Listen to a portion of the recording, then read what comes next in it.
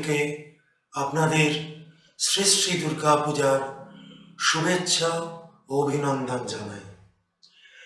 আজ পূর্ণ মহালয়া, 6ই অক্টোবর বুধবার সন্ধ্যা 6টায় সাহিত্য পথের শারদোৎসব শুরু হচ্ছে। গত বছর আপনাদের পশ্চিমবঙ্গের বিভিন্ন জেলার শারদোৎসব শুনিয়েছিলাম। এবারে আমরা নতুনভাবে বাঙালির দুর্গাপূজা, বাঙালির শারদোৎসব, একান্ত বাঙালির শারদোৎসব আপনাদের সামনে উপস্থাপিত করছি। বাঙালির চেতনা জুড়ে দুর্গাপূজা, এর সূচনা পূর্ণ মহালয়া তিথিতে, যেদিন পিতৃপুরুষের তর্পণ করা হয়। দেবীপক্ষের সূচনা এই দিন। সারা বছর আমরা অপেক্ষা করে থাকি দুর্গাপুজোর জন্য, কিন্তু শুধুই কি দুর্গাপুজোর জন্য, নাকি দূরে পাঠিয়ে দেওয়া স্বজনের ফিরে আসার জন্য? কদিনের জন্যই বা আসবে? মাত্র 4 দিন 5 দিন চলে যাবে। তারপর এই চলে যাওয়ার সময় তাই আমরা রামপ্রসাদের গানে শুনি, গিরি এবার আমার উমা এলে আর উমা পাঠাবো না, না হয় বলবে লোকে মন্দ, তাতে কি ক্ষতি বলুন? এই কদিনের জন্য আসছে তো। দাশরথী রায়ের পাঁচালীতে আমরা শুনি, গিরি গৌরী আমার এসেছিল, স্বপ্নে দেখা দিয়ে চৈতন্য করিয়ে, চৈতন্য রূপিণী কোথা লুকালো? বাবা মায়ের স্বগত প্রলাপ, প্রলাপ না হৃদয়ের ভেতর থেকে উঠে আসার কথা। তারপর সপ্তমী, অষ্টমী, নবমী পেরিয়ে গিয়ে দশমীর দিনে মনের মধ্যে থাকে বিজয়া বিষণ্ণ সুর। গিরিশচন্দ্র ঘোষ বলেন, কালকে ভোলা এলে বলবো উমা আমার নাইকো ঘরে, কনক প্রতিমা আমার পাঠিয়ে দেব কেমন করে। অনুষ্ঠানটি পরিবেশিত হচ্ছে সাহিত্য পথের ইউটিউব এবং ফেসবুক চ্যানেল পেজে। সাহিত্য পথের আজকের অনুষ্ঠানের প্রথম শিল্পী ডক্টর অয়ন্তিকা ঘোষ, কলকাতা বিশ্ববিদ্যালয়ের স্নাতকোত্তর। তার গবেষণার বিষয় ছিল রবীন্দ্রনাট্য সমালোচনার ইতিহাস। অয়ন্তিকা বর্তমানে আনন্দমোহন কলেজের অধ্যাপিকা। অয়ন্তিকা কয়েক দশক ধরে মঞ্চ নাটক, আকাশবাণীর নাটক, দূরদর্শনের নাট্যশিল্পী, তাছাড়া বিশিষ্ট নাট্য গবেষক এবং প্রাবন্ধিক। তাছাড়া কলকাতা বিশ্ববিদ্যালয়ের অতিথি অধ্যাপিকাও তিনি। রবীন্দ্রনাথ তার নিয়মিত চর্চার বিষয়। আজ তিনি বলছেন বাঙালির মহালয়া নিয়ে। ডক্টর অয়ন্তিকা ঘোষ।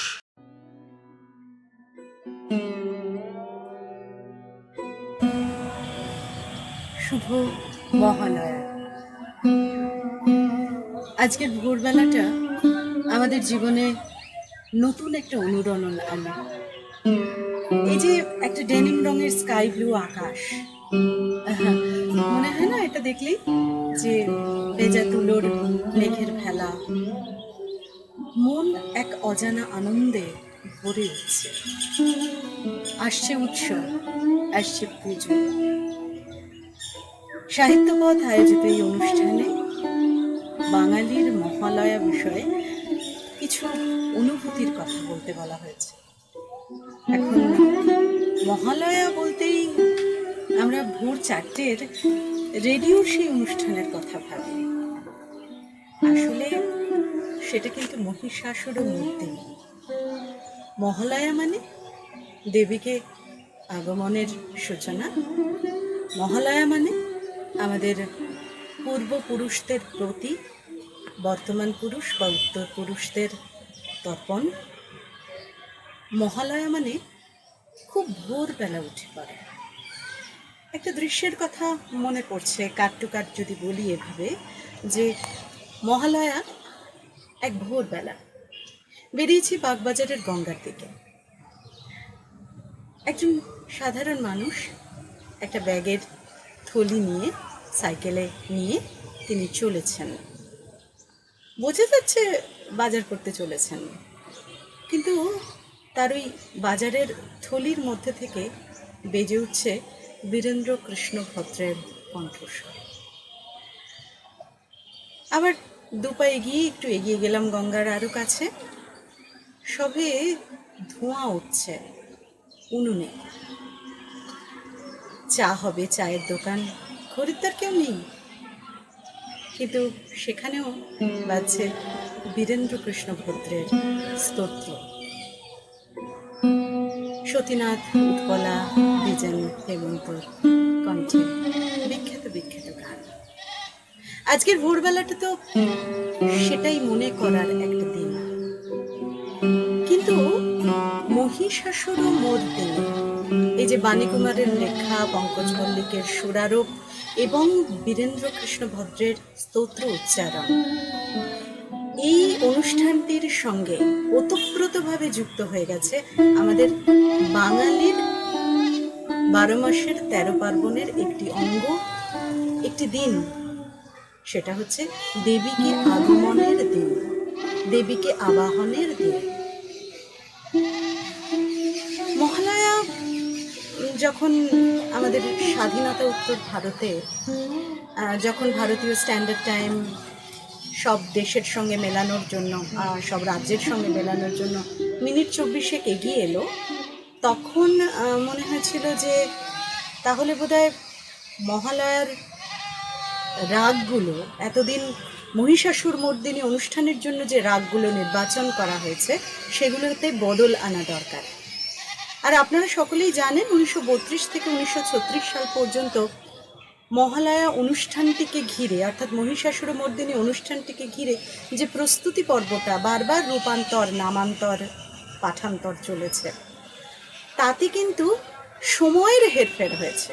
কখনো ষষ্ঠীর সকাল, কখনো বা 6টা থেকে 7:30 পর্যন্ত অনুষ্ঠান, কিন্তু নির্দিষ্ট সময় থেকে 1936 সাল থেকে যখন এই অনুষ্ঠানটা হয়ে গেছে ঠিক ভোর 4টেয় শুরু, আর তারপর ঘড়ির কাঁটায় গিয়ে মানুষ তখনও কাক ভরে ঘুম থেকে ওঠেননি, আর মানুষ বাইরে বেরোননি, ঘুমের ঘরে কেউ বিছানার মধ্যে পড়ে আছেন, মা ডাকছে ছেলে মেয়েকে, কিরে ওঠ, শুরু হয়ে গেল তো ভোর 4টে দেবীর আবাহনের অনুষ্ঠান, উঠবি না? পুজো এসেই গেল। বাঙালির মহালয়া বলতে এটাই। হ্যাঁ, কোনো জাত পাত শ্রেণী দ্বন্দ্বের হিসেব না কষে ভোর 4টে সমস্ত বাঙালি যখন উঠে পড়েন, দেশে বিদেশে, পাড়ায় পাড়ায়, গোটা আন্তর্জাতিক ক্ষেত্রে, সেটাই বাঙালির মহালয়া। যারা ঘরে ফেরার টান অনুভব করেন বিদেশ থেকে, প্রবাসে থেকেও, অথচ আসতে পারেন না বছরের পর বছর কাজের নানান চাপে, সেটাই বাঙালির মহালয়া। আবার 1 মাস আগে থাকতে, ভাদ্র মাসের পচা গরমে কিংবা ঘেমে নে বৃষ্টিতে ভিজতে ভিজতে মানুষ যখন ভাবেন যে না, আমাকে এইটুকু কষ্ট করতেই হবে আমার ছেলেটার হাতে একটা জামা তুলে দেওয়ার জন্য, আমি না পরতে পারি, আমার মেয়েটা তো একটা জামা পরবে। বাঙালির মহালয়াগুলো সেই দিন কাউন্টডাউনের শেষ একভাবে। যারা খুব গরিব মানুষ তাদের কাছে কাউন্টডাউনের শেষ, কেননা তারা তার আগের 1 বা 2 মাস ভীষণভাবে পরিশ্রম করেন ওই পরিবারের মুখে একটু হাসি ফোটাবেন বলে। এটাই বাঙালির মহালয়া। আর একটু যারা ধনী, গৃহস্থ বাড়ি, সহায় সম্পদ আছে এমন বাড়ি, তাদের কিন্তু বাঙালির মহালয়া বলতে মহালয়ার দিন থেকে তাদের পুজোর কাউন্টডাউন শুরু। তারা ভাবতে থাকেন আর মাত্র 6টা দিন, কবে কোন জামাটা বা কোন শাড়িটার সঙ্গে কোন গয়নাটা পরবো, কোন ব্যাগটা নেব। বাঙালির মহালয়া মানে অবশ্যই মিডিয়ার দৌলতে বিজ্ঞাপনী মাহাত্ম্য। হঠাৎ করে টিভিতে, দূরদর্শনে বেড়ে যাওয়া বিজ্ঞাপনের ধুমধাম, এটা কিনুন ওটা কিনুন। বাঙালির মহালয়া মানে ওই একটা দিন যেদিন সকলে ওই ধুলো ঝেড়ে রেডিওটা ঘরের মধ্যে ঠিক চালিয়ে দেন। বাঙালির মহালয়া মানে বুক দুরু দুরু হৃৎকম্পনটাকে ধরে রেখে কোনো মানুষকে হঠাৎ করে মনের কথাটা বলে ফেলা যে দেখো 7 দিন বাদে কিন্তু পুজো আসছে, আমি গত 5 বছর ধরে বা 2 বছর ধরে যে কথাটা তোমাকে বলতে পারিনি সেই কথাটা কি আজ তোমাকে বলতে পারি? তাহলে হঠাৎ করে আকাশের নীল রঙটা আরও সুন্দর হয়ে যায়, কত সুন্দর হয়ে যায়। মহালয়া মানে এমনও হতে পারে এই কোভিড আক্রান্ত সময় হাসপাতালের বেডে থেকে মানুষের ঘরে ফেরার জন্য মন কেমন করা। এই পুজোয় হয়তো কোভিডে আরও 21টা দিন তাকে হাসপাতালে ভর্তি থাকতে হবে। হয়তো সে জানতেও পারবে না, প্রতিবেশীরা বা আত্মীয় স্বজনরা ছোটাছুটি করবে তাকে একমো সাপোর্ট দেওয়ার জন্য, কিন্তু সেই মানুষটার জন্যই হয়তো কারো কারো কোনো বাঙালির পুজোটার আস্বাদই নেওয়া হবে না। তবু একবার সেই বাঙালির মনে হবে আজ মহালয়া। সেই অভূতপূর্ব স্তোত্র গান সব কিছু মিলে মিশে আমাদের জীবনে যে নতুন করে একটা খুশির আমেজ ছড়িয়ে দেয়। নতুন শারদীয়া পূজাবার্ষিকী পড়তে বলে, মনে করিয়ে দেয় ঋতুপর্ণ ঘোষের উৎসব কিংবা অপর্ণা সেনের পরমার কথা, অথবা সত্যজিৎ রায়ের দেবীর কথা, মনে করিয়ে দেয় অজস্র জলসার কথা, অজস্র গান রেকর্ডিংয়ের কথা, অজস্র পোশাক আশাক ব্যবসা বাণিজ্যের হঠাৎ করে বেড়ে যাওয়ার কথা, কুটির শিল্প মৃৎশিল্প ছোট শিল্প হঠাৎ করে বেড়ে যাবার কথা। সব মিলেই তো বাঙালির মহালয়া। আজ এই মহালয়ার পরম পুণ্যতিথিতে আপনাদের সবাইকেই শুভকামনা জানাই। সকলে ভালো থাকুন, সকলে সুস্থ থাকুন, সকলে খুশি থাকুন, আর পারলে হ্যাঁ ওই প্রকৃতিটার দিকে চোখ মেলে একবার অন্তত তাকান, যে প্রকৃতিটাকে বছরের পর বছর আমাদের দেখাই, অথচ ঋতু বদলের ভুল বদলের ফেরে সে আমাদের ঠিক জানিয়ে দেয় এসে গেছে বাঙালির মহালয়া।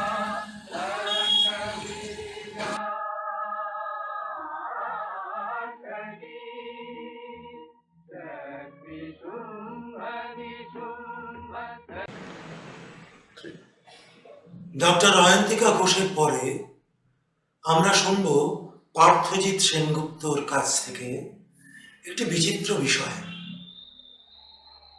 তখন মনে আছে মহালয়ার বেশ কিছুদিন আগে খবরের কাগজে বিজ্ঞাপন বেরোতো HMV বা কলম্বিয়া বা মেগাফোনের। সেই পুজোর গান কেনার জন্যে আমাদের যে কি হুড়োহুড়ি, সে পুজোর গানের মেজাজই ছিল আলাদা, যেন তা না এলে পুজো হয় না। সেই পুজোর গান নিয়েই বলবেন ডক্টর পার্থজিৎ সেনগুপ্ত, বর্ধমান বিশ্ববিদ্যালয়ের স্নাতকোত্তর, PhD করেছিলেন বিশ্বভারতী থেকে। গবেষণার বিষয়ে মনোরঞ্জন ভট্টাচার্যের কিশোর গোয়েন্দা গল্প।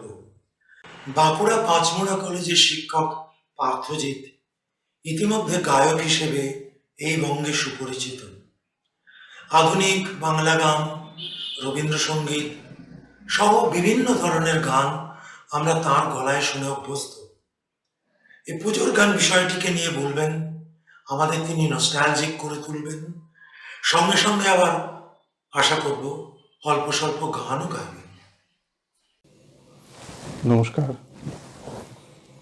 পুজোর গান এই বিষয় নিয়ে আমি আজকে আপনাদের সঙ্গে কিছু ভাবনা, কিছু কথাবার্তা, কিছু গান বিনিময় করব। আশা করি সবাই ভালো আছেন। এই কঠিন পরিস্থিতির মুখোমুখি দাঁড়িয়ে আমরা সবাই ভালো থাকার চেষ্টা করছি। নিশ্চয়ই একদিন পৃথিবী এই অসুখ থেকে মুক্তি পাবে, এই আশা আমরা রাখি। পুজোর গান এই শীর্ষক আলোচনা আমাদের আজকের বিষয়। সামনে পুজো আসছে। পুজোর গান বাঙালির ভাবনার সঙ্গে, ভালো লাগার সঙ্গে খুব ওতপ্রোতভাবে জড়িয়ে আছে। প্রতি বছর পুজোর সময় কিছু নতুন গান প্রকাশ পায়। এটা বহুদিন থেকে চলে আসছে, এখনো পর্যন্ত এটার ধারাটা বজায় রয়েছে। এবং এটাকে ঘিরে বাঙালির যে একটা আবেগ, বাঙালির যে একটা নস্টালজিয়া, সেটা বহুদিন থেকে চলে আসছে। ঠিক কবে থেকে শুরু হলো এই পুজোর গান, কিভাবে শুরু হলো, এটা নিয়ে একটা মোটামুটি ধারণা করা যেতে পারে। খুব স্পষ্ট নয় যদিও ধারণাটা, তবুও আমরা একটা মোটামুটি অনুমানের জায়গায় এসে পৌঁছেছি। আমি সে প্রসঙ্গে আসব। তার আগে আরেকটু কথা বলে নিই যে পুজোর গান মানে প্রতি বছর পুজোর আগে শিল্পীরা, গায়কেরা পুজোকে উপলক্ষ করে কিছু নতুন গান প্রকাশ করেন। এবং বাংলা গানের যে ধারা, সেখানে স্বর্ণযুগের গান বলতে 50-এর দশক, 60-এর দশকের যে গানগুলিকে আমরা চিহ্নিত করেছি, 70-এর দশকেও সে গান আছে। 5-এর দশক, 6-এর দশক, 7-এর দশক বলাটাই ভালো। তো সেখানেও এই যে অসাধারণ সব গান তৈরি হয়েছে, সে গানগুলি এসেছে অধিকাংশই এসেছে পুজোর গানকে কেন্দ্র করে। অর্থাৎ পুজোর সময় গানগুলি রেকর্ডে বেরিয়েছে, সেগুলি মূলত রেডিওতে বাজত এবং এইভাবেই মানুষের কাছে গ্রামাফোন কোম্পানির মারফত, রেডিও মারফত সেগুলো পৌঁছে যেত। এবং অসাধারণ কিছু গান, অসাধারণ শিল্পীদের গাওয়া গান, অসাধারণ গীতিকার, সুরকারদের তৈরি করা গান এইভাবেই আমাদের কাছে এসে পৌঁছেছে। শুধু যে পুজোর গান, নতুন গান আমাদের উপহার দিয়েছে তা নয়, পুজোর গান নতুন শিল্পীদেরও আমাদের উপহার দিয়েছে। অর্থাৎ এই পুজোর গানকে কেন্দ্র করেই আমরা নতুন শিল্পীদেরকে চিনে নিয়েছি, অনেক শিল্পীকে আমরা জানতে পেরেছি এই পুজোর গানকে কেন্দ্র করে। বহুদিন থেকে এই পুজোর গানের ধারা চলে আসছে। ধরুন, আমি এই পুজোর গানকে প্রথমে বলতে গেলে যে কথাটা উঠে আসে যে কবে থেকে শুরু হয়েছিল পুজোর গানের ধারা, সেটা খুব স্পষ্ট নয়। কিন্তু ইতিহাস ঘাটলে আমরা দেখতে পাই যে 1908 সালে দমদমে গ্রামাফোন কনসার্ট বলে একটা প্রতিষ্ঠান তৈরি হচ্ছে, যারা রেকর্ডিং ব্যবসার সঙ্গে নিজেদেরকে যুক্ত করছে, অর্থাৎ রেকর্ডিংয়ের কাজকর্ম করছেন। শোনা যায় এটাই নাকি বিশ্বের দ্বিতীয় রেকর্ডিং কোম্পানি। প্রথমটি ছিল জার্মানিতে, দ্বিতীয়টি তৎকালীন পরাধীন ভারতবর্ষে প্রতিষ্ঠিত হয়েছিল কলকাতায় 1908 সালে। প্রথমেই কিন্তু একেবারে পুজোর গান গাওয়ার বা রেকর্ড করার রীতিটা ছিল না। এই যে গ্রামাফোন কনসার্ট বলে যে কোম্পানিটা, এরা যখন প্রথম ব্যবসা করতে শুরু করেন, এদের মনে হয় যে পুজোর সময় বাঙালিরা কেনাকাটা করেন, একটু অন্য সময়ের থেকে এই সময় একটু বেশি কেনাকাটা করেন। ফলে এই সময় এরা খরচ করার একটা মানসিকতা থাকে, জামা, জুতো ইত্যাদি ইত্যাদি, তারা এই সময় নতুন নতুন জিনিস কেনেন। এই সময় যদি কিছু গান বিক্রি করা যায়, তাহলে সেই হুজুগে গানগুলো বাজারে বেশি বিক্রিত হতে পারে। এরকম একটা ধারণা থেকে 1914 সাল, 1914 সাল নাগাদ ওরা একটা পরীক্ষামূলকভাবে একটা প্রজেক্ট নিলেন। সেই সময় কিছু গানকে ওরা রেকর্ড করছেন এবং পুজোর আগে আগে সেগুলি বেরোচ্ছে। এই সময় আপনারা জানেন যে রেকর্ডের যে রেকর্ডগুলো বেরোতো সেগুলোর দুপিঠে দুটো গান থাকতো, অর্থাৎ একটি গান সম্পূর্ণ হবার পরে রেকর্ডটিকে উল্টে বাজালে সেটি আবার দ্বিতীয় গানটি বাজতো, ফলে একটি রেকর্ড মানে দুটি গান। এইভাবে 1914 সালে, তখনও রবীন্দ্রনাথ একেবারে মধ্য গগনে রয়েছেন, সেই সময় 13 সালে তার নোবেল পুরস্কার, সেই সময় ওরা 17টি রেকর্ড বের করছে। এই গ্রামাফোন কনসার্ট, এরা 17টি রেকর্ড বের করছেন। এরা এই 17টি রেকর্ডের মাধ্যমে বাজারে 34টি গান নিয়ে আসছেন। খুব আকর্ষণীয় একটি বিষয়, কিন্তু গানের বিষয়গুলি কি ছিল এটা আমাদের একটু ভাবলে অবাক লাগে, যে তখন কিন্তু আধুনিক গান বাজারে ছিল না। যেগুলি মানুষ তখন শুনতেন, তখনকার শ্রোতৃমণ্ডলী, সেগুলি ছিল মূলত ঠুংরি, টপ্পা, দাদরা, কীর্তন, আগমনী গান এবং রবীন্দ্রনাথের গান, রবিবাবুর গান বা রবীন্দ্রনাথের গান, যাই বলি না কেন, এই সমস্তগুলো বাজারে তখন চলতো। এইগুলোই তখন বেরিয়েছিল। এবং তখনকার একটা জিনিস মনে রাখতে হবে, যে বাংলা, তখনকার যে বাংলাদেশ বা বাঙালি, তারা কিন্তু এখনকার যে পশ্চিম বাংলা, সেটা নিশ্চয়ই তখন ছিল না। বাংলা, বিহার, উড়িষ্যা, এই 3 এলাকাকে মিলে একটা বৃহত্তর বঙ্গদেশের একটা মানে ধারণা তাদের মধ্যে ছিল। সেটা থেকেই তারা এই বাজারের কথাটা ভাবেন এবং এটা নিয়ে একটা গান বাইরে বেরোতে থাকে। এবং এই সময়ে, এই 14 সালে কিন্তু পুজো উপলক্ষে গানগুলো ভালোই বিক্রি হয়। তারপর থেকে ধারণা করা হয়, অনুমান করা হয় যে পুজোর সময় গান বেরোবার একটা রীতি অলিখিতভাবে প্রচলিত হয়ে আসছে। একটা কথা মনে রাখতে হবে, পুজোর গান কথাটা কিন্তু তখন ছিল না। প্রথম দিকে কথাটা ছিল শারদীয়া, শারদীয়া গান বলে বাজারে সেগুলো বেরোতো। আমরা জানি যে কুন্তলিন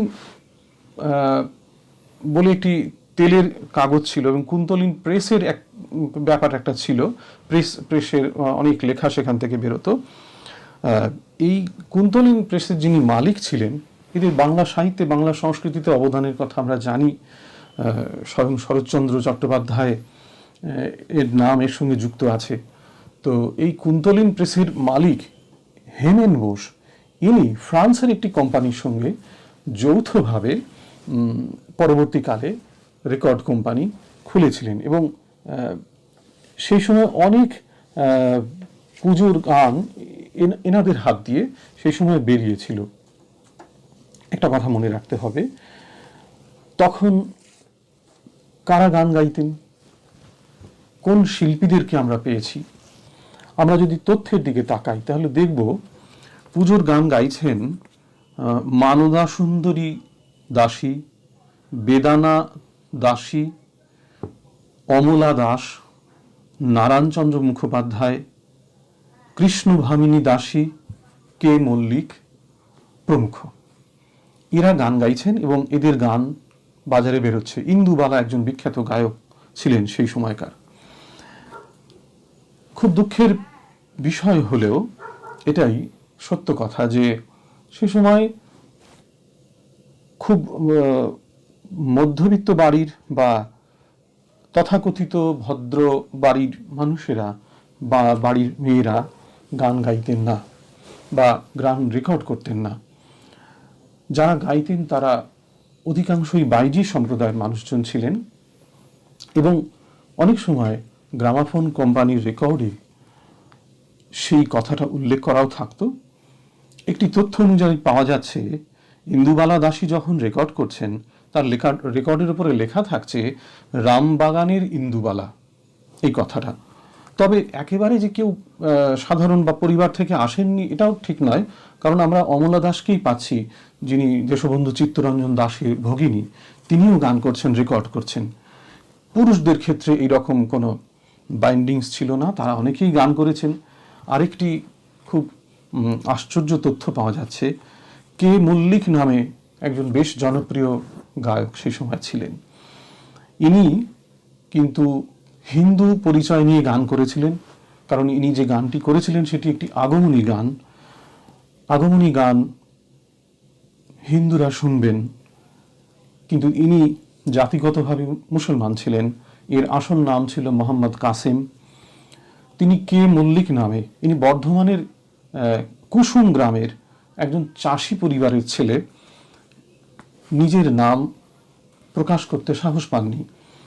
এই ঘটনাটা খুব নতুন নয়, পরবর্তীকালেও আমরা দেখেছি যে তপন কুমার নামে আমরা তালাত মাহমুদকে পরিচিত হচ্ছেন। তিনি যে কোনো কারণেই হোক নিজের নামটা প্রকাশ করেননি। এর পরবর্তীকালে যারা আসছেন, পুজোর গান যারা রেকর্ড করছেন, ইন্দুবালা দেবীকেও আমরা পাচ্ছি, আঙুরবালা আসছেন, পঙ্কজ কুমার মল্লিক আসছেন। গানের ধারাটা একটু পাল্টাচ্ছে। কীর্তন গান, আগমনী গান, বিজয়ার গান, এর পাশাপাশি ঢুকে যাচ্ছে আধুনিক গান। এই একটা পরিবর্তন 1917 সাল নাগাদ এই পরিবর্তনটা আসছে। আধুনিক গানে কে এল সাইগাল আমরা পাচ্ছি, গৌরী কেদার ভট্টাচার্যকে আমরা পাচ্ছি, কৃষ্ণচন্দ্র দেকে আমরা পাচ্ছি, মান্নাদের কাকা এবং মান্নাদের গুরু। 1917 সালে কৃষ্ণচন্দ্র দে প্রথম তার রেকর্ড করছেন। এই সমস্ত তথ্যগুলো পাচ্ছি। তখনও কিন্তু বাজারে এগুলো শারদীয়া গান নামে প্রচলিত হচ্ছে। আমরা একটু এগিয়ে আসি সময়টা, পরবর্তীকালে এই ধারাটা তখন থেকে বজায় থাকছে এবং প্রতি বছর পুজোর সময় আস্তে আস্তে বাঙালি অভ্যস্ত হয়ে যাচ্ছেন যে পুজোর আগে আগে কিছু গান বাজারে বেরোবে এবং তারা সেগুলো শুনবেন। এরকম তার একটা বাজার তৈরি হচ্ছে। 1949 সালে সেই যুগান্তকারী পুজোর গান বেরোচ্ছে। হেমন্ত মুখোপাধ্যায়ের সঙ্গে সলিল চৌধুরীর জুটিতে সেই একটি ভয়ঙ্কর রেকর্ড তৈরি করা একটা গান, সেটা হচ্ছে রানার বেরোচ্ছে, কোনো এক গাঁয়ের বধূ বেরোচ্ছে। এই গানেরও খুব একটা সুন্দর মজার ইতিহাস আছে। সলিল চৌধুরী মহাশয়ের সঙ্গে হেমন্ত মুখোপাধ্যায় যখন কথাবার্তা বলছেন গান নিয়ে, সলিল চৌধুরীর গানে প্রথম দিকে কাজ করছেন হেমন্ত মুখোপাধ্যায়। একের পর এক গান সলিল চৌধুরী শুনিয়ে যাচ্ছেন। হেমন্ত মুখোপাধ্যায়ের পছন্দ হচ্ছে না, একটার পর একটা বাতিল করে চলেছেন, বলছেন এই গান বাজারে চলবে না। এরকম ভাবে যখন প্রায় সবকিছুই বাতিলের জায়গায় চলে আসছে, হেমন্ত মুখোপাধ্যায় উঠে চলে আসছেন কিছুটা নিরাশ হয়ে। সেই সময় সলিলবাবু বলছেন যে সুকান্ত ভট্টাচার্যের একটি কবিতার উপরে আমি সুর করেছি, এটা একবার শুনে দেখুন। সেই সময় হেমন্ত মুখোপাধ্যায় শুনছেন, কিছুটা দ্বিধাদ্বন্দ্ব নিয়েই বলছেন এটা গাওয়া যেতে পারে, কিন্তু তা সত্ত্বেও তিনি সলিল চৌধুরীকে বলছেন, সলিলবাবুকে বলছেন যে কিরকম গান করেছেন, কোনো লাইনের সুরের সঙ্গে পরের লাইনের সুরের সঙ্গতি নেই, এই গান কি বাজারে চলবে? সলিল চৌধুরী বাংলা গানের একটা মাইলস্টোন, একটা পথপ্রদর্শক, তিনি আত্মবিশ্বাসী ছিলেন। তিনি বললেন এ গান বাজারে চলবে, আপনি গান। সে গান বাজারে এলো এবং এক একটা অসাধারণ একটা ইতিহাস তৈরি করলো। আমরা একটুখানি গানটা শুনে নিই। রানার ছুটেছে তাই ঝুমঝুম ঘন্টা বাজছে রাতে, রানার চলেছে খবরের বোঝা হাতে, রানার চলেছে রানার, রাত্রির পথে পথে চলে কোনো নিষেধ জানে না মানার, দিগন্ত থেকে দিগন্তে ছুটে রানার, কাজ নিয়েছি সে নতুন খবর রানার। এই গান তৈরি হলো এবং এই গানের সুর শুনে আপনারা সকলেই জানেন, বুঝতেই পারছেন যে কি বিচিত্র সুর, বাংলা গানের যে প্রচলিত ধারা, সেখানে এই গান কিন্তু এরকমভাবে আমরা আমাদের যে তথাকথিত মেলোডি নির্ভর যে গান, সেখান থেকে কিছুটা আলাদা, কিন্তু রাতারাতি এই গান বাঙালি শ্রোতা তারা গ্রহণ করলেন এবং বিখ্যাত হয়ে গেল এই গান। কোনো এক গাঁয়ের বধূ, কোনো এক গাঁয়ের বধূর কথা তোমায় শোনাই শোনো, রূপ কথা নয় সে নয়, জীবনের মধু মাসে কুসুম ছিঁড়ে গাঁথা মালা, শিশির ভেজা কাহিনী শোনাই শোনো। এই গান এলো, একটা যুগান্তকারী ঘটনা ঘটলো, একটা রেকর্ড তৈরি হয়ে গেল। 1950 সালে এইরকম আরেকটি গান আমরা পাচ্ছি, একাধিক গান পাচ্ছি, কিন্তু তার মধ্যে আরেকটি গান এরকম মানে যেটি রেকর্ড বেরোবার পর একটি রেকর্ড তৈরি করলো। সেটি হচ্ছে প্রণব রায়ের কথায়, কমল দাশগুপ্তের সুরে যুথিকা রায় গান গাইলেন, এমনই বরষা ছিল সেদিন, শিয়রে প্রদীপ ছিল মলিন। আপনারা জানেন যে কমল দাশগুপ্ত, সুধীন দাশগুপ্ত, এদের যে পারিবারিক যে সুর, এটা একটু আলাদা, একটু একটু গানের গতি একটু জটিল, একটু একটু অন্যরকম, কিন্তু অসাধারণ তার সুরের মাদকতা। এই গান বাঙালির মনকে একেবারে ভরিয়ে দিল। এমনই বর্ষা ছিল সেদিন, শিয়ারে প্রদীপ ছিল মলিন, তব হাতে ছিল অলস বীণ, মনে কি পড়ে প্রিয়, এমনই বর্ষা ছিল সেদিন, শিয়রে প্রদীপ ছিল মলিন, তব হাতে ছিল অলস দিন, মনে কি পড়ে প্রিয়। এই গানের সম্বন্ধে এই গান বহু লোকে গেয়েছেন, আপনারা জানেন। পরবর্তীকালে মাধুরী চট্টোপাধ্যায় গেয়েছেন, অনেকে এই গান রেকর্ড করেছেন। কমল দাশগুপ্ত যখন এই গান শেখাতেন, তখন উনি বলতেন যে দেখুন, বাংলা গানের বাঙালিদের উচ্চারণে একটা সমস্যা হচ্ছে, বাংলা ধ্বনিকে তারা হসন্ত উচ্চারণ করে। কাল, আজ, এই ল এবং বর্গের জ, এগুলো সব হসন্ত, মানে এর সঙ্গে যে স্বরধ্বনিটা সেটা প্রায় উজ্জ্ব থেকে যায়, ফলে শেষটা অনেক সময় শোনা যায় না।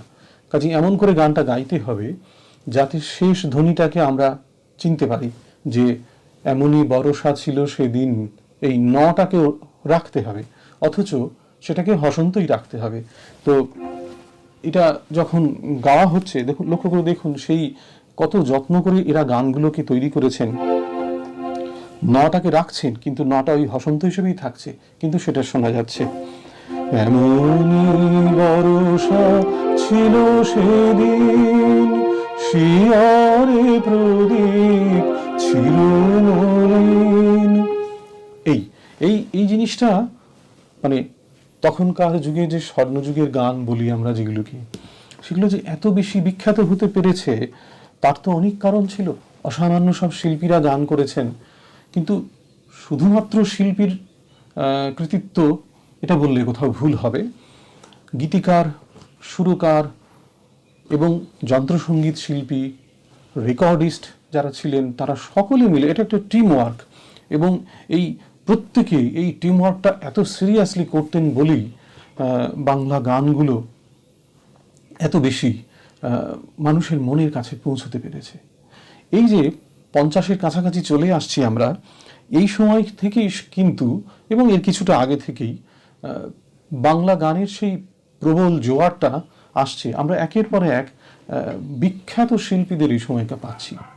সন্ধ্যা মুখোপাধ্যায় এই সময় আসছেন, হেমন্ত মুখোপাধ্যায়কে আমরা পাচ্ছি, আমরা দ্বিজেন মুখোপাধ্যায়কে পাচ্ছি, আমরা সতীনাথ মুখোপাধ্যায়কে পাচ্ছি। সতীনাথ মুখোপাধ্যায় একই সঙ্গে সুরকার এবং সঙ্গীত শিল্পী, কণ্ঠসঙ্গীত শিল্পী। আমরা শ্যামল মিত্রকে পাচ্ছি, আমরা মান্না দেকে পাচ্ছি, আমরা কিছুটা দূরে থাকলেও আমরা লতা মঙ্গেশকরকে পাচ্ছি, আমরা আশা ভোঁসলেকে পাচ্ছি, আমরা আরতি মুখোপাধ্যায়কে পাচ্ছি, বনশ্রী সেনগুপ্ত, হৈমন্তী শুক্লা, নির্মলা মিশ্র, এরকম দিকপাল মানুষগুলোকে প্রায় একই সঙ্গে সুবীর সেন আসছেন। এই একটা বাংলা গানের একটা জোয়ার তৈরি হয়ে যাচ্ছে। এই সময় একজনের কথা আমি ইচ্ছে করেই বলিনি, কারণ আলাদা করে বলবো বলে, তিনি মান্না দে আসছেন এই 5-এর দশকের শুরুতে। একেবারে সেই রকম একটি জোয়ার নিয়ে চলে আসছেন। কিরকম জোয়ারটা? 1953 সালে তিনি প্রথম আধুনিক গান রেকর্ড করছেন। 53 সালের আগে তিনি বাংলা গান করেছেন, কিন্তু সেটা একটা সিনেমার গান। 1951 সালে একদিন রাত্রে বলে একটি বই হচ্ছে, সেই ছবিতে তিনি গান গাচ্ছেন, সেখানে রাজ কাপুর অভিনয় করছেন।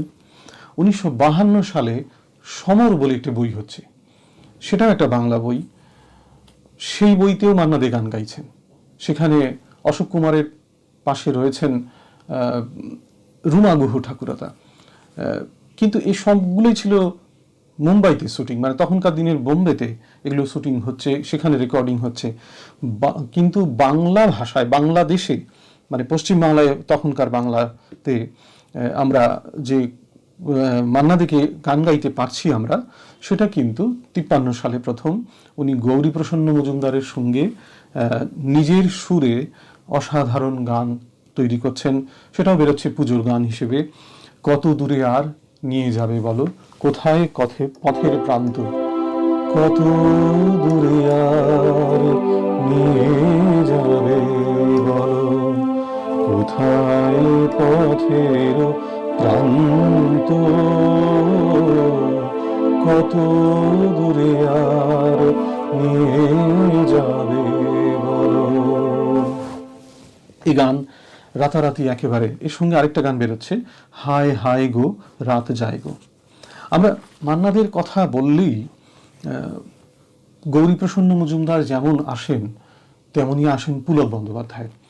পুলক বন্দ্যোপাধ্যায় মান্নাদের সঙ্গে কত যে কাজ করেছেন, এবং এদের যৌথ উদ্যোগে যে কি অসামান্য সব গান বেরিয়েছে, সেগুলো আর বলার অপেক্ষা রাখে না। আমরা একটু পুরনো কথাতেই ফিরে আসি। ওই 51 সালেই পুজোর গানে আরেকটি গান বেরোচ্ছে, সেটা সুধীর লাল চক্রবর্তী মশাই, তিনি সেখানে সেই সময় রেকর্ড করছেন মধুর আমার মায়ের হাসি, প্রণব রায়ের লেখা গান, সুর করছেন সুধীর লাল চক্রবর্তী নিজেই। এবং এই গান একটা আরেকটা ইতিহাস তৈরি করলো। যখন এই গান বেরোলো, গানের শুরুতেই মা বলে যে টানটি দিচ্ছেন সুধীর লাল, সেই গান বাঙালিকে একেবারে পাগল করে দিল।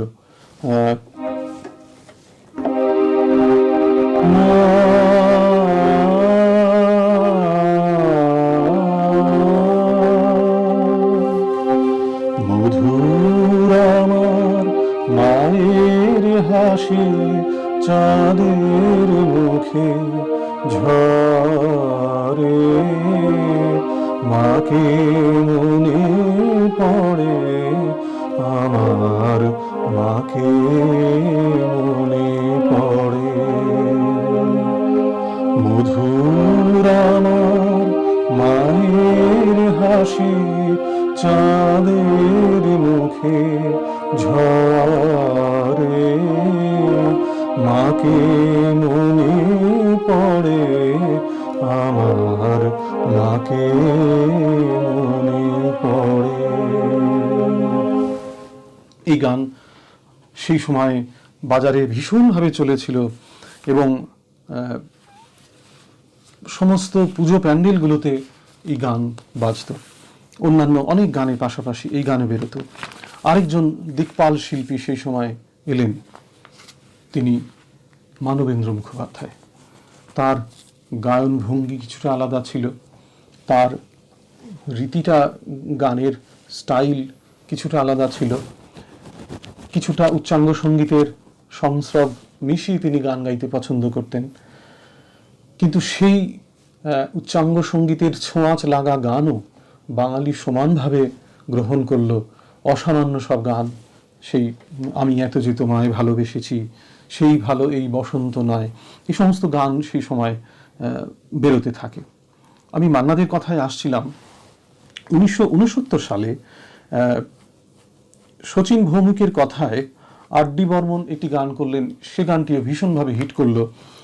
মনে পড়ে রুবি রায়, কবিতায় তোমাকে, এই গান একেবারে ভীষণভাবে তখন বাজারে দেখা দিল। ঠিক এই সময়ে অনেকগুলো গান পাশাপাশি বেরোচ্ছে। কিশোর কুমার গাইছেন, সেই রাতে রাত ছিল পূর্ণিমা, রং ছিল ফাল্গুনী হাওয়াতে, সব ভালো লাগছিল চন্দ্রিমা, খুব কাছে তোমাকে পাওয়াতে। একেবারে বাজার মাতিয়ে দিচ্ছে সেই গান। এই গান তখনকার দিনের পুজো প্যান্ডেলগুলোতে এরকম করে তো থিমের পুজো ছিল না। আমরা ওই মানে সার্বজনীন পুজোর যে ধারণা সেটাই ছিল, সেখানে ওই থিম থাকলেই ওই বাজারে যে গানটি চলবে, মাইকে যে গানটি চলবে, সেটি তো ওই থিমের সঙ্গে সঙ্গতি রেখে বারে বারে চালাতে হবে। এরকম কোনো বাধ্যবাধকতা তখনকার দিনে ছিল না। ফলে পুজোর গান যেগুলো বেরিয়েছে সেগুলো কিন্তু খুব সুন্দর করে প্যান্ডেলে প্যান্ডেলে বাজতো। একটা অসাধারণ গানের কথা এই সময় আমার মনে পড়ছে। এই গানটি একটু গাইবার লোভ আমি সংবরণ করতে পারছি না। 60-এর দশকে মান্না দে এই গানটি করছেন।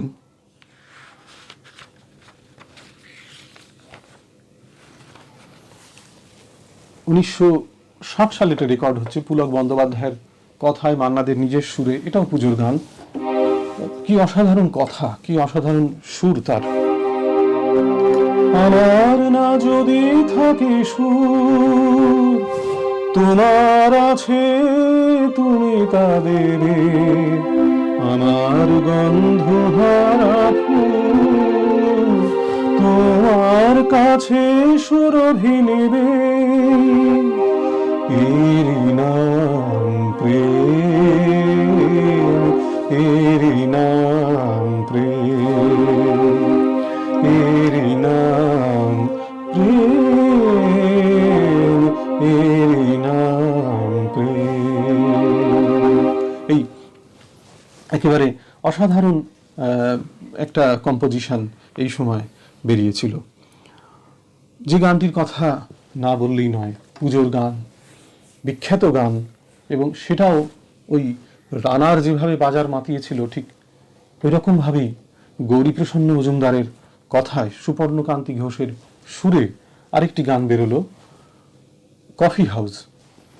কফি হাউসের সেই আড্ডাটা আজ আর নেই, কফি হাউসের সেই আড্ডাটা আজ আর নেই, আজ আর নেই, কোথায় হারিয়ে গেল সোনালি বিকেলগুলো সেই, আজ আর নেই। আয়ারল্যান্ডের একটি লোকগীতির থেকে সুরটি কিছুটা ধার করা হয়েছিল, কিন্তু সেই সময়কার বাঙালি যুবক, বাঙালি শিক্ষিত যুবক বাঙালি যেন নিজেকে এই গানের মধ্যে তারা প্রত্যেকেই খুঁজে ফেলেন। এই সময় পরপর অনেক গান বেরোচ্ছে, পুজোর গান, যেগুলো বাজারে এক একটা মানে আলোড়ন তুলে দিচ্ছে। আশা ভোসলে রাহুল দেব বর্মনের যৌথ প্রয়াসে, মানে রাহুল দেব বর্মনের সুর, আশা ভোসলের গান, মহুয়ায় জমেছে আজ মৌগো, একটা অসাধারণ কম্পোজিশন বেরিয়েছিল। লতা মঙ্গেশকর সলিল চৌধুরীর সঙ্গে করলেন ওমর ময়না গো। বিখ্যাত সব গান। লক্ষ্য করে দেখবেন গানটি শুধুমাত্র গিটারের উপরে দাঁড়িয়ে আছে, গিটার তার বেসটি শুধুমাত্র দিয়ে যাচ্ছে। লতা মঙ্গেশকর সমস্ত গানটিকে একেবারে অসামান্যভাবে উতরে দিচ্ছেন তার কণ্ঠস্বরের যে অসাধারণ দক্ষতা তার উপরে নির্ভর করে। সলিল চৌধুরীর কম্পোজিশন সেটা খুব খুব সহজ জিনিস নয়, সেটা খুব সহজে এগোয় না, কিন্তু লতা মঙ্গেশকরের মতো একজন অসামান্য শিল্পীর পরিবেশনায় শুধুমাত্র গিটারের উপরে দাঁড়িয়ে বিট করে করে গানটি গাওয়া, এবং হালকা একটি বাঁশি আছে পেছনে, ওমর ময়নাগো একটা অসাধারণ গান হিসেবে বেরিয়ে যাচ্ছে। এই সময় আরতি মুখোপাধ্যায় উঠে আসছেন বাপি লাহিড়ীর একটি অসাধারণ কম্পোজিশনকে সঙ্গী করে, তখন তোমার 21 বছর বোধ হয়, আমি তখন অষ্টাদশীর ছোঁয়ায়। এই গানের যে বিটগুলো, সেটা একটি করে অক্ষর বাদ পড়ছে, তার পরের অক্ষরে মানে যেটাকে আমরা বলি বিট বা সম, তালের সম, সেটা পড়ছে তখন তোমার 21 বছর বোধ হয়, আমি তখন অষ্টাদশীর ছোঁয়ায়। তটা বাদ পড়ছে ক্ষয়ের উপরে, তখন এভাবে। তো এইটা এই সময় মানে আমরা একের পর এক গায়ক গায়িকাদের পাচ্ছি পুজোর সময় যারা রেকর্ড বের করছেন, তারা বাংলা গানকে কি ভীষণভাবে এগিয়ে দিচ্ছেন। হেমন্ত মুখোপাধ্যায় একের পর এক গান গেয়ে চলেছেন, মুকুল দত্ত, নচিকেতা ঘোষ, এদের কম্পোজিশন বেরোচ্ছে। নচিকেতা ঘোষের সুর, মুকুল দত্তের কথা, তুমি এলে অনেক দিনের পরে যেন বৃষ্টি এলো। কি কি অসাধারণ কণ্ঠস্বর, কি সুরেলা কণ্ঠ, আর সেই ঢালা সুর একেবারে যেন বৃষ্টি নামিয়ে দেয়। 1962 সালে বেরোচ্ছে পুজোর সময়। এই সময় আরেকটি গানের কথা না বললেই নয়। 1962 সালেই অভিজিৎ বন্দ্যোপাধ্যায়ের সুরে শ্যামল মৈত্র একটি গান করছেন, অমিয় দাশগুপ্তের কথা। এ গান আমার সৌভাগ্য হয়েছিল অভিজিৎ বন্দ্যোপাধ্যায়ের পায়ের কাছে বসে এ গান আমি শিখেছি। হংস পাখা দিয়ে ক্লান্ত, এ গানও বাজার মাতিয়ে দিচ্ছে একেবারে। হংস পাখা দিয়ে ক্লান্ত রাতের তীরে নামটি তোমার লিখে যায়, আহা তুমি তো আমার কাছে নাই, তুমি না তাই হংস পাখা দিয়ে নামটি তোমার লিখি, হংস পাখা দিয়ে নামটি তোমার লিখি।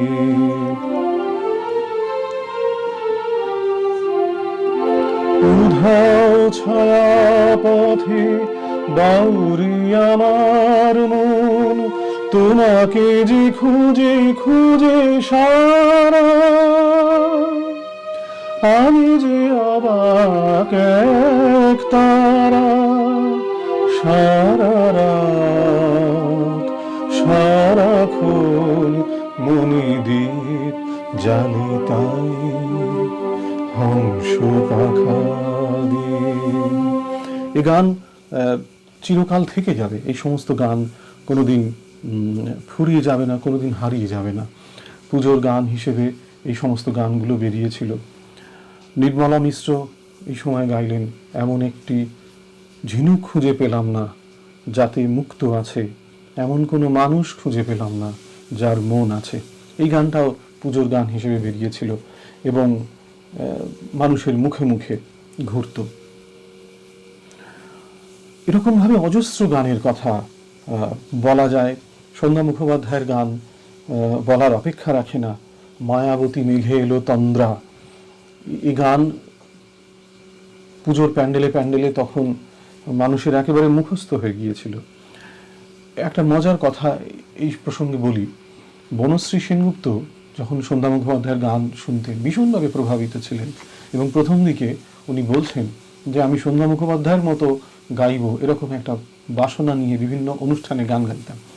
সুধীন দাশগুপ্ত সেইখান থেকে ওনাকে সরিয়ে নিয়ে আসেন, বলেন তুমি তোমার গান করো। একেবারে শিল্পীরা প্রত্যেকে নিজের জগতে একা, ফলে তোমাকে তোমার গায়ন শৈলীটা খুঁজে বের করতে হবে। বিভিন্ন পুরুষ শিল্পীর গান গেয়ে গেয়ে আস্তে আস্তে সন্ধ্যা মুখোপাধ্যায়ের প্রভাব কাটিয়ে ওঠা, সেটা তো খুব সহজ কথা নয়। সেটা উনি পেরেছিলেন একটা সময় এবং পুজোর গান হিসেবে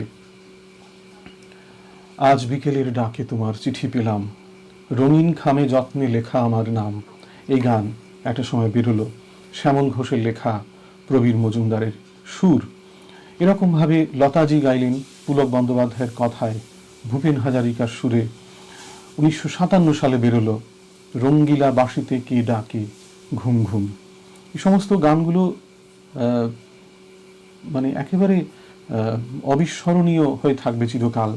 এই গানের মধ্যে লতাজির যে ছোট্ট ছোট্ট গলার কাজ, সেটা যে কি কঠিন, এবং আমরা যারা গানের সঙ্গে যুক্ত আছি তা আমরা জানি যে এই সমস্ত কাজ এত সুন্দর ভাবে করা একেবারে নিখুঁত। এবং তখনকার দিনে আপনারা জানেন যে রেকর্ড করতে গেলে এখনকার শিল্পীরা আমরা যে অ্যাডভান্টেজটা পাই, একটা গান কোথাও ভুল হয়ে গেলে সেইটুকু কেটে আরেকবার নতুন করে করে নেওয়ার একটা সুযোগ থাকে। তখন কিন্তু এটা হতো না, তখন একবারে পুরো গানটা নিতে হতো। তো সেইখানে এরকম নিখুঁতভাবে গাওয়া কত কঠিন।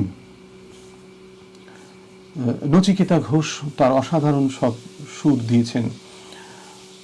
মুকেশজি এই সময় মন মাতাল সাঁঝ সকাল পুজোর গান হিসেবে বেরোচ্ছে, বিখ্যাত তার গান সলিল চৌধুরীর কথা এবং সুরে। তরুণ বন্দ্যোপাধ্যায়ের কথা না বললেই নয়, চলো রিনা ক্যাসো রিনা, কি অস্বাভাবিকভাবে এই গানটা তিনি গিয়েছেন। তার এত বেশি তার দম ছিল, এত উচ্চ গ্রামে স্বরকে নিয়ে যেতে পারতেন, তা সত্ত্বেও কোথাও সুর এতটুকু দুলে যেত না। এরকমভাবে একের পর এক গান বেরিয়েছে এবং বাংলা গানের ভাণ্ডারকে সমৃদ্ধ করেছে, যে পথ দিয়ে আমরা আজও চলেছি। এবং আমরা আশা করি ভবিষ্যতে এই ধারা আবার আরও অক্ষুণ্ণ থাকবে এবং আরও ভালো ভালো গান আমরা পাব। আলোচনার একবারে শেষ পর্যায়ে এসে সুবীর সেনের একটি গান দিয়ে শেষ করি। এত সুর আর এত গান যদি কোনো দিন থেমে যায়, সেই দিন তুমিও তো গো জানি ভুলে যাবে যে এত সুর আর এত গান। কতদিন আর জীবন, কত আর মধুল গো, তবু তো পেয়েছি তোমায়, তবু তো পেয়েছি তোমায়, জানি ভুলে যাবে যে এত সুর আর এত গান। নমস্কার, সবাই খুব ভালো থাকবেন, সবার পুজো খুব ভালো কাটুক, সবাই খুব সুস্থভাবে থাকবেন এই আশা রাখছি। নমস্কার। পার্থজিতের পরে আমরা চলে যাব ডক্টর পিয়াসা চৌধুরীর কাছে। পিয়াসা কলকাতা বিশ্ববিদ্যালয়ের স্নাতকোত্তর এবং বিশ্বভারতী থেকে পিএইচডি উপাধি পেয়েছেন। তার গবেষণার বিষয় ছিল উৎপল দত্তের নাট্যচিন্তা। পিয়াসা যে বিষয়টি নিয়ে বলবেন সেটা ছাড়া বোধহয় শারদোৎসব আমাদের হয় না। কারণ বাঙালি কবার ভরে ওঠে বলুন তো? এক টাইগার হিলে যখন সূর্যোদয় দেখার তাড়া থাকে, আর দ্বিতীয়বার 4টের সময় রেডিও খুলতে হবে। আমি না খুললেও বাড়ির কেউ খুলবে, বাড়ির কেউ না খুললেও পাড়ায় পাশের বাড়ি থেকেও খুলবে। যখন রেডিওর অপ্রতুলতা ছিল তখন হয়তো পাশের বাড়ি থেকেই কান খাড়া করে আমাদের শুনতে হয়েছে। সেটি হলো আকাশবাণীর মহালয়া। নাম যদিও মহিষাসুরমর্দিনী, কিন্তু আকাশবাণীর মহালয়া বলেই আমরা জানি। একসময় তুমুল শোরগোল হয়েছিল কায়স্থনন্দনের চণ্ডীপাঠ নিয়ে। সব ছাড়িয়ে আজ প্রায় 85 বছর হতে চলল। সেই মহালয়া আজও অটুট। মাঝখানে দু একবার বিভ্রান্তি সৃষ্টি হয়েছিল, 1 বছরই, কিন্তু ট্যাকেনি। লোকে রাস্তায় দাঁড়িয়ে প্রতিবাদ করেছিল। আকাশবাণীর মহালয়া নিয়ে বলবেন ডক্টর পিয়াসা চৌধুরী। মহালয়া বাঙালির আবেগঘন মুহূর্ত। আমরা বাঙালি, বাঙালিদের কাছে মহালয়া মানেই এক মায়াময় আবেগ। পিতৃপক্ষের অবসান লগ্ন বা দেবীপক্ষের পূর্ববর্তী অমাবস্যা হল মহালয়া। অবশ্য এই বিষয়ে নানা মুনির নানা মত। মহ শব্দটির দুইটি অর্থ। মহ বলতে বোঝায় পূজা, আবার মহ বলতে বোঝায় উৎসব। মহালয়া বলতে বোঝায় মহান যুক্ত আলয়, তার সঙ্গে স্ত্রীকারান্ত আ। মহালয়া হচ্ছে পূজা বা উৎসবের আলয় বা আশ্রয়। অন্যদিকে মহালয়া বলতে পিতৃলোককে বোঝায়, যেখানে বিদেহী পিতৃপুরুষের অবস্থান। মহালয়া তিথিতে পিতৃপক্ষের অবসান, মাতৃপক্ষের সূচনা। মহালয়া বা পিতৃপক্ষের দিন থেকে বাঙালির শ্রেষ্ঠ উৎসব দুর্গাপূজার আনুষ্ঠানিকতা শুরু। তবে এই দিনটির তাৎপর্য মূলত ভিন্ন। এই তিথিকে পিতৃপক্ষ বলা হয়।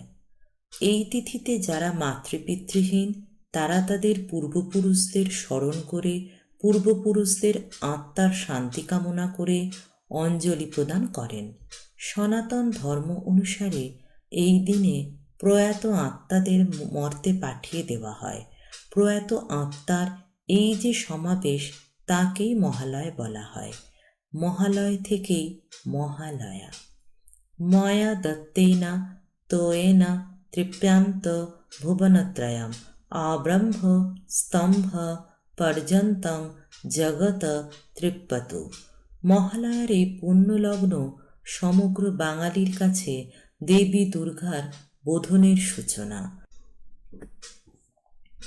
পুণ্য মহালয়ার ভোরে বাঙালির প্রধান আকর্ষণ মহিষাসুর মর্দিনী, যার সুর, সঙ্গীত, ভাষ্যের অনুপস্থিতিতে বাঙালির শারদোৎসব একেবারেই বর্ণহীন, প্রাণহীন, যাকে বলে উন্মাদনাহীন।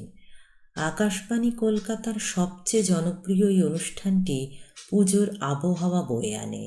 এই অনুষ্ঠানের প্রাণভোমরা যে তিনজন মানুষ, তাঁরা হলেন বৈদ্যনাথ ভট্টাচার্য অর্থাৎ বাণীকুমার, পঙ্কজ কুমার মল্লিক এবং বীরেন্দ্র কৃষ্ণ ভদ্র মহাশয়। মহালয়ার মহিষাসুরমর্দিনী শুধুমাত্র কলকাতার বেতারে সর্বশ্রেষ্ঠ অনুষ্ঠান বলে বিবেচিত হয়নি। শ্রোতাদের নিরিখে ভারতীয় বেতারেও এই অনুষ্ঠান সর্বোত্তম উপাধি লাভ করেছে। সমগ্র ভারতব্যাপী বিভিন্ন কেন্দ্র থেকে একযোগে অনুষ্ঠানটি সম্প্রচারিত হওয়াই তার উৎকৃষ্ট প্রমাণ। তবে এই জনপ্রিয় মহিষাসুর মর্দিনীর হৃদয়স্পর্শী লহরীর কালগর্ভে লুকায়িত রয়েছে অনেক ইতিহাস এবং ইতিহাসের অন্ধকার। 1930 সালের 1 এপ্রিল ভারতীয় বেতার ইন্ডিয়ান স্টেট ব্রডকাস্টিং সার্ভিস নামে অভিভূত হলে কলকাতা বেতার প্রতিষ্ঠানে সঙ্গীতবহুল অনুষ্ঠান বৈচিত্র্য দ্বিগুণ বেড়ে যায়। সেই সূত্রে জনচিত্তে নতুন আলোড়ন সৃষ্টি করার লক্ষ্যে 1932 সালের মার্চ মাসে বাণীকুমার শ্রী শ্রী মার্কেন্ডেয় চণ্ডীর বিষয়বস্তু অবলম্বনে বসন্তেশ্বরী নামে একটি চম্পু রচনা করেন। অনুষ্ঠানের সুর সংযোজন করেন সঙ্গীত পণ্ডিত হরিশ্চন্দ্র বালি এবং পঙ্কজ কুমার মল্লিক। উক্ত অনুষ্ঠানের সঙ্গীত পরিচালনার দায়িত্বে থাকেন রায়চাঁদ বড়াল। নাট্য কথাসূত্র ও গীতাংশ গ্রহণ করেন বীরেন্দ্র কৃষ্ণ ভদ্র এবং উক্ত অনুষ্ঠানে বাণীকুমার স্বয়ং শ্রীচণ্ডীর কয়েকটি শ্লোক আবৃত্তি করেন। ওই বছর চৈত্র মাসের শুক্ল অষ্টমীর প্রভাতে বাসন্তী ও অন্নপূর্ণা পূজার সন্ধিক্ষণে এই বসন্তেশ্বরী অনুষ্ঠান সম্প্রচারিত হয়। এই বসন্তেশ্বরী অনুষ্ঠানের আদলে 1932 সালে মহাষষ্ঠীর প্রভাতে মহিষাসুর বধের ঘটনাকে কেন্দ্র করে বাণীকুমারের লেখা এক নতুন গীতিয়ালেখ্য প্রচারিত হয়, যার আনুষ্ঠানিক নাম তখনও মহিষাসুরমর্দিনী হয়নি। বিশেষ প্রত্যুষ অনুষ্ঠান নামেই তখন এটি সম্প্রচারিত হতো।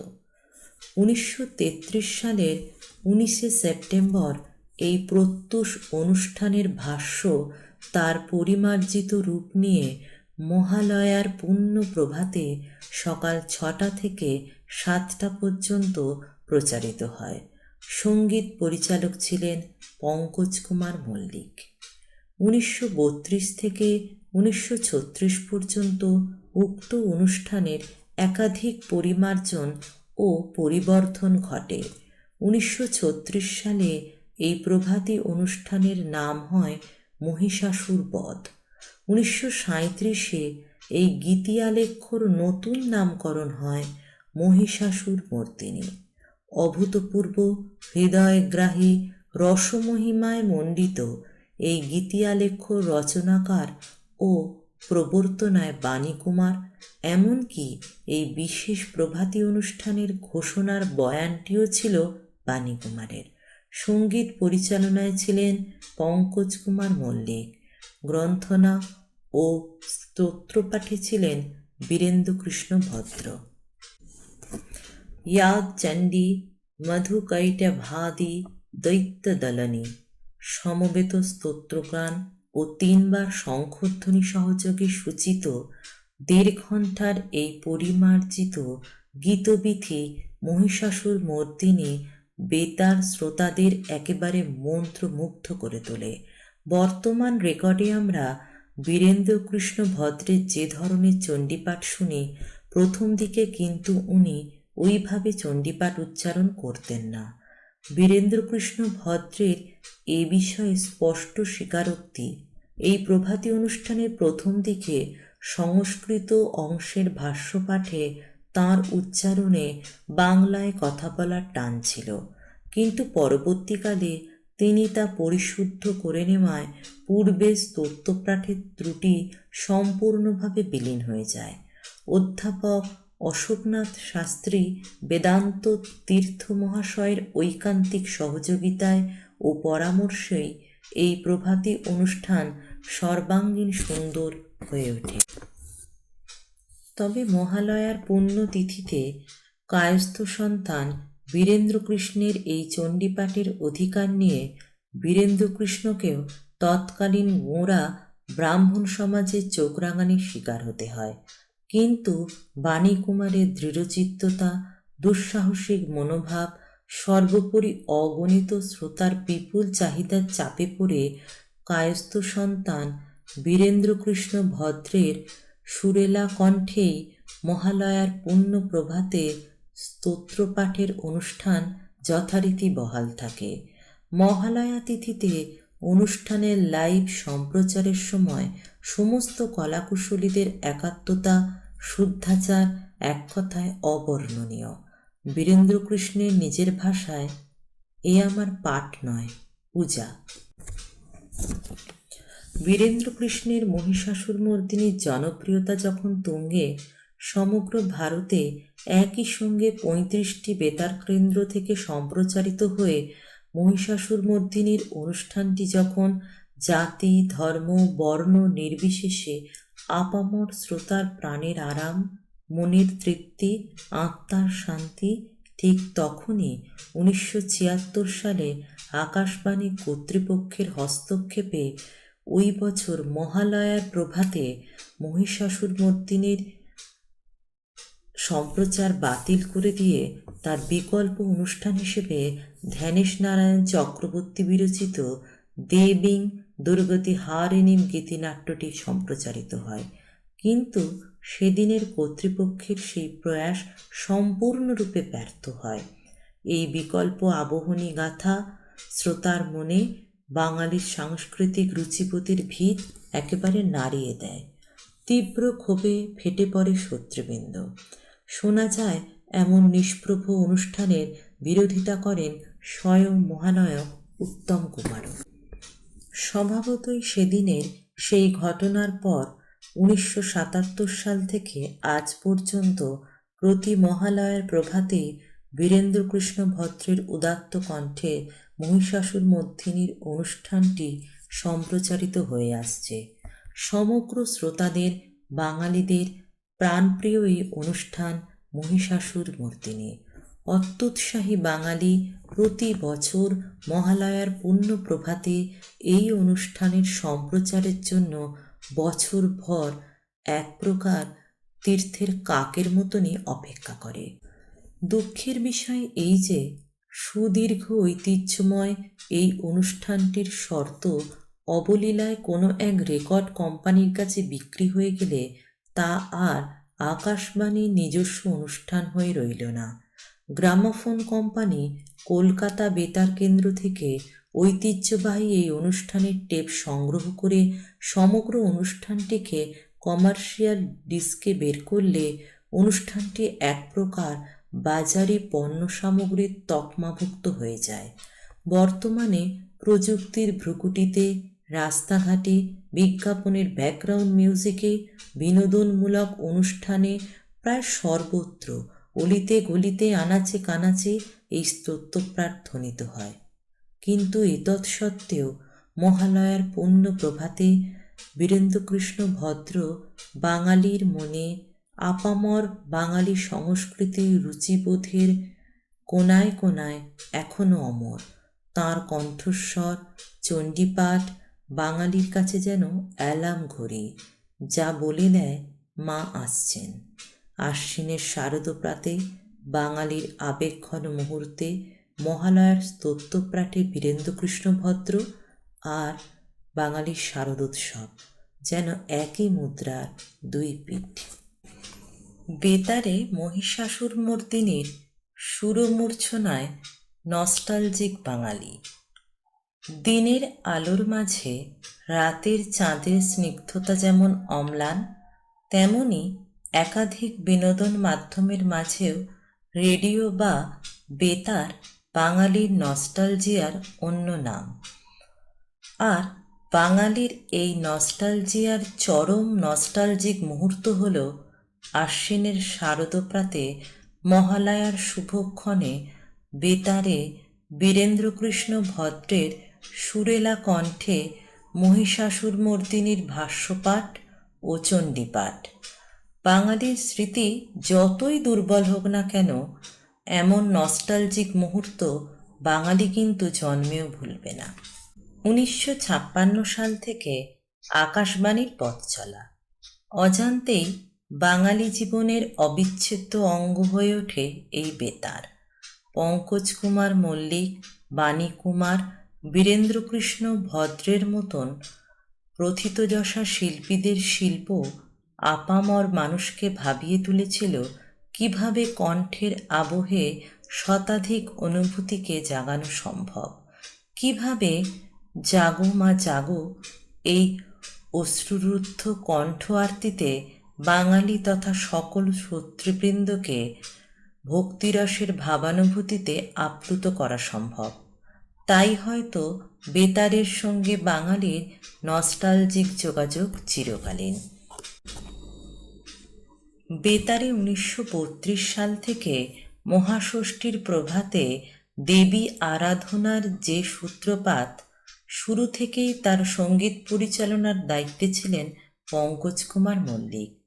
ভাষ্য, স্ক্রিপ্ট ও গীত রচনার দায়িত্বে ছিলেন বাণী কুমার এবং ভাষ্যপাঠ ও চণ্ডীপাঠের দায়িত্বে ছিলেন বীরেন্দ্রকৃষ্ণ ভদ্র। দেবী আরাধনার এই অনুষ্ঠান নির্মাণে এই তিন রূপকারের অক্লান্ত পরিশ্রম, মনজ্ঞ অনুশীলন এক কথায় অবর্ণনীয়। পিতৃপক্ষের সমাপ্তি দিবসে পিতৃপুরুষের তর্পণকালীন বাঙালিকে নিছক চণ্ডীবন্দনায় সুপ্তোত্থিত করে তোলার লক্ষ্যেই তাঁদের এই সাধু উদ্যোগ। বেতারে সম্প্রচারিত এই চণ্ডীপাঠের ভাষা স্ক্রিপ্ট যেমন চিত্তাকর্ষক, তেমনি এর সুরঝঙ্কার আপামর বাঙালির মরমে পশিয়া যায়। কলকাতা বেতারের জনপ্রিয়তার একটি প্রধান কারণই হল এই অনুষ্ঠানের প্রচার সাফল্য, এই অনুষ্ঠানের সুরমূর্ছনা। মহিষাসুরমর্দিনীর সুরস্রষ্টা পঙ্কজ কুমার মল্লিকের স্বীকারোক্তিতে আমার পিতৃদেবের ধর্মপ্রাণতা ধারাবাহিকভাবে আমার মধ্যে কিছুটা সঞ্চারিত হয়েছিল, তাই এই অনুষ্ঠানের সুর রচনায় আমার প্রাণের সমস্ত ভক্তি ও নিষ্ঠা আমি উজাড় করে ঢেলে দিয়েছিলাম। তার পুরস্কারও পেয়েছিলাম অগণিত প্রশংসাসূচক চিঠি ও সমালোচনায়। মহিষাসুরমর্দিনী আসলে বাঙালির ভালোবাসার গর্ভগৃহে চিরস্থায়ী আসন লাভ করেছে। বাঙালির রন্ধ্রে রন্ধ্রে যদি কোনো সুর মিশে গিয়ে থাকে, তবে সে সুর মহালয়ার সুর। 1931 সাল থেকে এই যে মহিষাসুরমর্দিনী প্রচারিত হতে আরম্ভ করে, আজও কিন্তু তার জনপ্রিয়তায় বিন্দুমাত্র ভাটা পড়েনি। যদিও 1976-এ একবার এই দেবী আরাধনার ছন্দপতন ঘটেছিল, তবুও 1977 সাল থেকে আজও এই মহিষাসুরমর্দিনীর রেকর্ডিংয়ে মহালয়ার দিন ভোর 4টের সময় আকাশবাণী সম্প্রচার করে আসছে। এ প্রসঙ্গে উল্লেখ্য, মহিষাসুরমর্দিনীর সঙ্গীত পরিচালক পঙ্কজ কুমার মল্লিক হলেও অখিল বিমানে, আলোকের গানে এই গানগুলির সুরপ্রণেতা ছিলেন হরিশ্চন্দ্র বালি। সাগির খাঁর দেওয়া সুর শান্তি দিলে ভরি। এই অনুষ্ঠানের অন্যান্য গায়কেরা ছিলেন কৃষ্ণ ঘোষ, আভাবতী, মানিকবালা, প্রফুল্লবালা প্রমুখ। আসলে মহিষাসুরমর্দিনী বাঙালি হৃদয় অনেকটা কলিং বেলের মতন। পুরনো প্রজন্ম থেকে শুরু করে নতুন প্রজন্ম সকলের কাছেই বীরেন্দ্রকৃষ্ণ ভদ্রতাই আজও সমাদৃত। প্রযুক্তির করালো গ্রাসে, দূরদর্শনের ছোট পর্দায়, মুঠোফোনে, ইন্টারনেটের সৌজন্যে দেবী দুর্গার আগমন ও মহিষাসুরবধের চিত্রনাট্য যতই সুচারুভাবে পরিবেশন করা হোক না কেন, শীতের হালকা আমেজ গায়ে মেখে, শিশির ভেজা শিউলির সুগন্ধে, কাশফুলের শিহরণে, আকাশবাণী কলকাতার বেতার তরঙ্গে বীরেন্দ্রকৃষ্ণ ভদ্রের কণ্ঠে ইয়া দেবী সর্বভূতেষু শক্তিরূপেণ সংস্থিতায় দেবীর আগমনী বার্তায় আজও নস্টালজিক বাঙালি। তাই হয়তো বর্তমানে মানুষের রেডিও শোনার প্রবণতা কমলেও মহালয়ার প্রত্যুষে রেডিওতে মহিষাসুরমর্দিনী শোনার আকুতিতে বন্ধ রেডিও হাতে নিয়ে হাটে বাজারে বাঙালি আজও রেডিও সারানোর কারিগর খোঁজে। প্রযুক্তির ছোঁয়ায় মানুষের জীবন হয়তো যান্ত্রিক হয়েছে ঠিকই, কিন্তু মানুষের মনের দরজায় শারদপ্রাতে আজও দেবীর আগমনী বার্তার সুরঝঙ্কার ঝঙ্কৃত হয় মহালয়ার ওই 3 রূপকারের হাত ধরে। সাহিত্যপথ আয়োজিত 1488-এর বাঙালির শারদোৎসব শেষ করছি। অনুষ্ঠানে অংশ নেবার জন্য আন্তরিক কৃতজ্ঞতা জানাই সাহিত্যপথের 3 স্বজন, ডক্টর রয়ন্তিকা ঘোষ, ডক্টর পার্থজিৎ সেনগুপ্ত এবং ডক্টর পিয়াসা চৌধুরীকে। আর আপনারা তো আসল ধন্যবাদ আরো। এতক্ষণ এই অনুষ্ঠান শুনছেন, আপনাদেরও আন্তরিক কৃতজ্ঞতা জানাই। করোনা বিধি মেনে আশা করব আপনাদের সকলের পুজো ভালো কাটুক। নমস্কার।